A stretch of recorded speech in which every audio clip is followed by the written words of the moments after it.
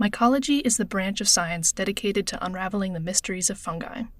Mycology isn't just about classifying fungal species, it's also about understanding how we can harness their capabilities. My capstone aims to bridge the practices of mycology with landscape architecture. My final deliverable is a booklet that aims to spark conversation about the kingdom of fungi and its transformative role in design, advocating for eco-driven design solutions that utilize and enhance natural systems. This project is primarily research-based. I dove headfirst into books, articles, and scientific journals, asking questions at every corner about how this knowledge could be applied to design. My questions fell into categories, which became chapters, and eventually, I was ready to start communicating my ideas. The first chapter of my booklet introduces readers to mycology and showcases my inspirations. I was heavily inspired by Phyto and Towards an Urban Ecology, two books that talk about designing with nature and advocate for eco-driven design, which is something I wanted to replicate in my booklet. The second chapter focuses on mycelium materials and is split into two parts, the first showcasing my research, and the second applying that research to speculative explorations. Contrary to popular belief, mushrooms are only the transient reproductive structures of fungi. The main body of fungi is made up of small threads that form networks called mycelium that exist in the soil and search for organic matter to decompose. These networks can be harnessed to grow completely bio-based materials. This section discusses the life cycle of traditional, carbon-based construction materials, argues for the use of sustainable, bio-based materials, and showcases examples of structures made from mycelium to inspire readers with real-world applications. In the second part of this chapter, I apply what I learned to explore the potential of mycelium materials for landscape architecture projects. In this section, you can find my ideas about applications ranging from biodegradable plant pots to light fixtures and other potentially modular site elements that could be sustainably grown. In this section, I also showcase my attempts to grow mycelium bricks. I wanted to learn more about the process of growing mycelium materials and demonstrate how they could be grown at home. Throughout my process, I encountered successes and failures. This experience taught me that trial and error is a key part of research, and that growing mycelium materials by myself in my apartment with limited experience may be more difficult than I imagined. To wrap up this chapter, I outline future research necessary for solidifying the potential of mycelium materials.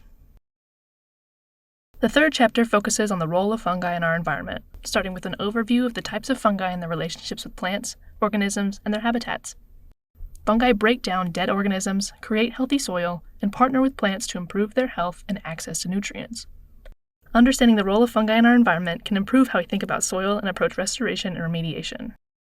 In this chapter, you can find information about 3 different types of mycoremediation, which is the practice of using fungi to restore damaged or polluted environments. Mycofiltration uses mycelial networks as a biofilter to break down and digest pollutants, limit pathogens, and prevent erosion, which could be a useful practice for cleaning stormwater runoff or improving infiltration systems. Mycoforestry uses fungi to build and improve soils, increase resilience, recycle woodland debris, and support seedlings through germination and growth.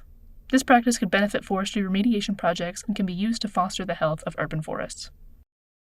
Mycoremediation is the process of using fungi to break down toxins trapped in the soil. Fungi's ability to disassemble complex organic molecules can be harnessed to break down chemicals and toxins such as heavy metals, petroleum, and PFAS, just to name a few. Mycoremediation strategies are still in their early stages of research. However, they offer a unique and adaptable approach to repairing damaged ecosystems.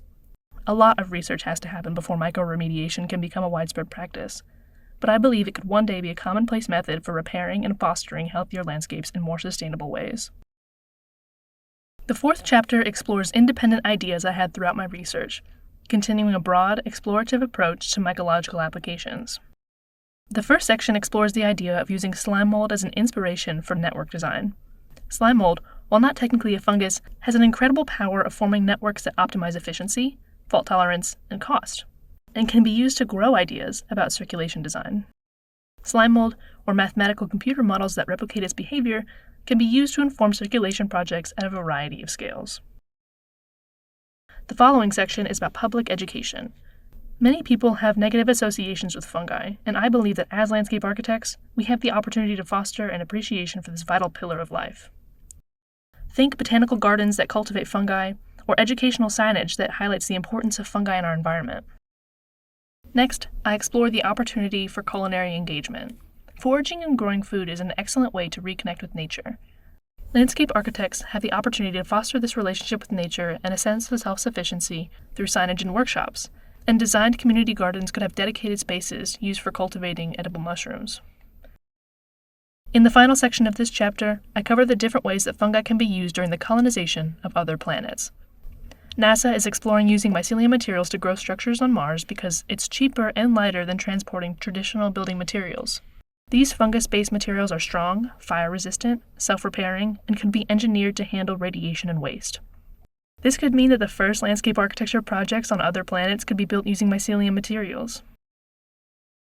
The last chapter is an overview of the resources and references I found most helpful throughout this process, along with a list of people to follow if you want to stay informed about the developments of mycology. In the future, I hope to build upon the foundation of my capstone by developing better mycelium materials, testing micro-restoration strategies in real-world settings, experimenting with inoculation methods for plants in urban landscapes, and finding new ways to apply fungal intelligence in innovative designs.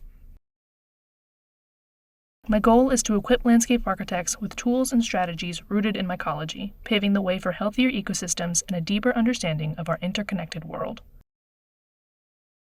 You can find a link to the PDF of my booklet in the description below.